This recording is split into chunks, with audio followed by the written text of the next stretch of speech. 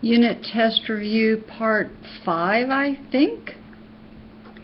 Triangle ABC is isosceles with AB and AC equal to each other.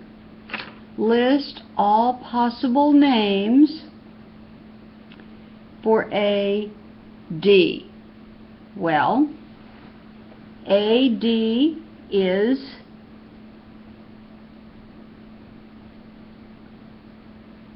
a median,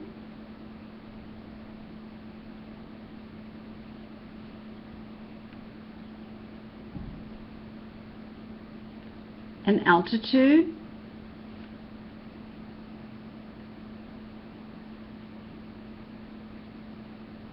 an angle bisector,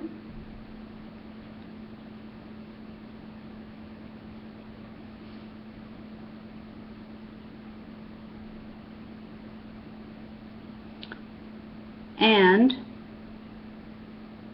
segment AD. 13. Find the value of x and y. Well, 3, 4, this is a right angle, this is my hypotenuse, it is my longest side, this has to be 5. 3, 4, 5 is a Pythagorean triple. 14 says name 3 sets of Pythagorean triples. 1 is 3, 4, 5. That's 1. Find y. Well, let's see. What can we do with y here? We can say, for example,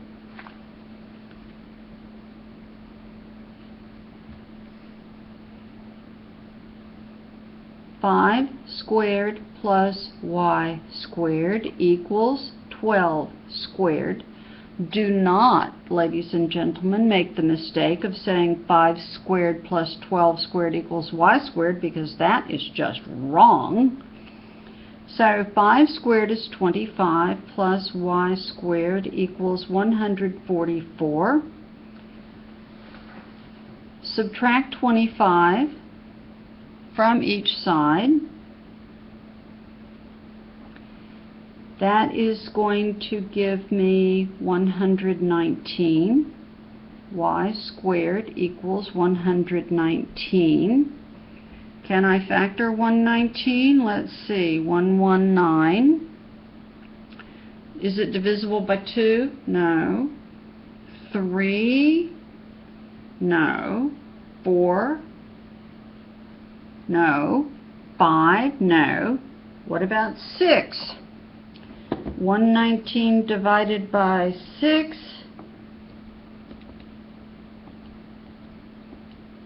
No. 7.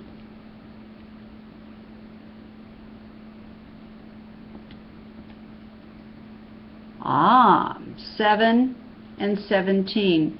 These are both prime numbers, so y is equal to the square root of 119, and I'm perfectly happy to leave it exactly like that. Y is equal to the square root of 119. Now, if I have to have a decimal equivalent, I can find that an approximation to the square root of 119 is 10.9. Y equals approximately 10.9, but I like the square root of 119 better.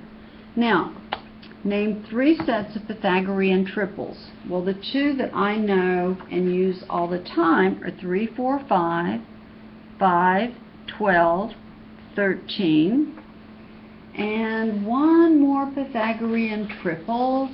Let's have a look. Wait, we had another problem that gave us a Pythagorean triple early on. Let's see what that was. That was back, where was that?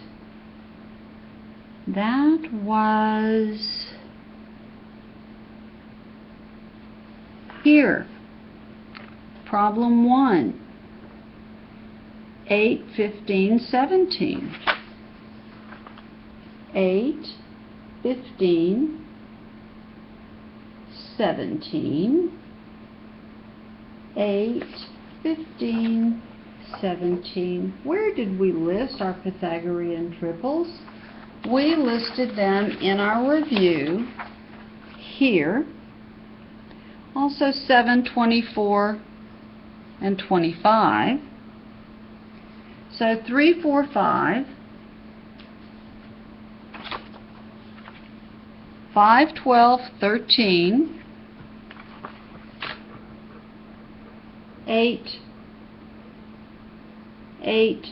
15, 17. They are called Pythagorean triples because they are whole numbers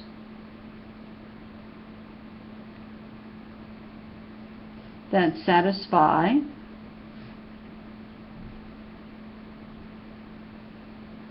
the Pythagorean theorem.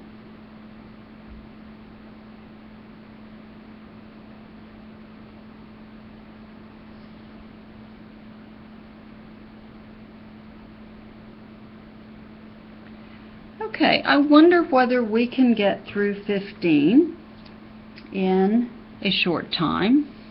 Let's have a look. Use the figure below to answer each of the following questions. Okay. Qx is equal to xp, Qy is equal to yr, so this is a mid-segment.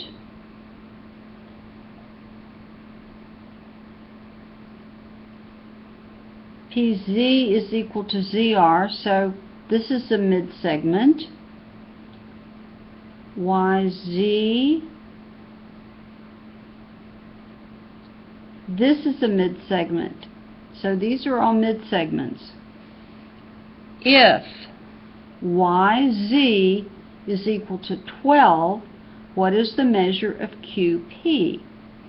This is a mid-segment. We have the mid-segment theorem that tells us this is half of this.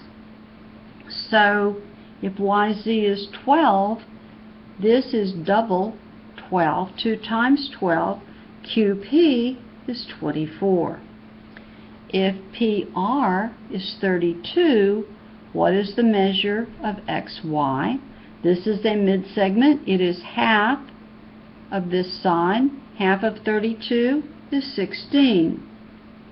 Don't tell me you don't know how to do this. If you know your theorems, this is so easy. If XZ is 10, and QR is n squared plus 4. What is n? Well, let's see. XZ is 10, so QR is 20. If QR is 20, that means n squared plus 4 is equal to 20. Subtract 4 from each side. N squared equals 16. The square root of 16 is 4. N is equal to 4. Now, if the angle of YZR is 72 degrees, what is the measure of QXY? Okay, what do we have here? We have YZR. Better do this in pencil. This is 72 degrees. Oop, broken. 72 degrees. What is the measure of QXY? Oh dear. Well, do I have parallel lines cut by a transversal? I know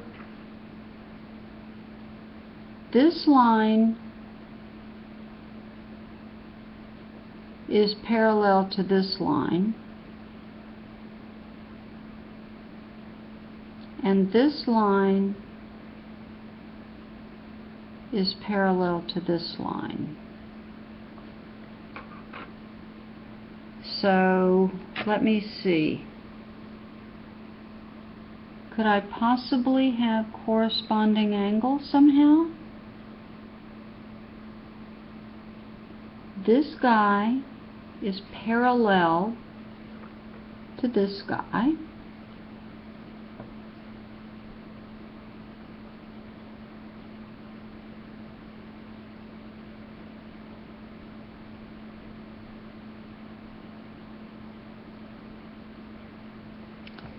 And this guy is parallel to this guy. It certainly seems that I should have corresponding angles. This is parallel to this. This is parallel to this.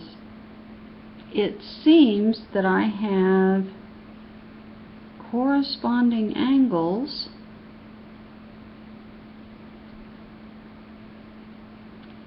and if I have corresponding angles,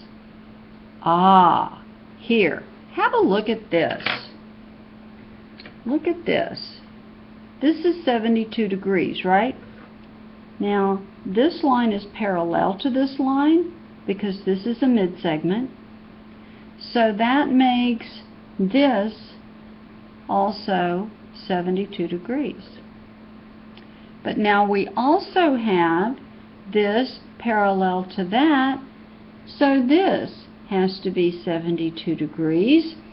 QXY is also 72 degrees. Are we smart or what? Woohoo!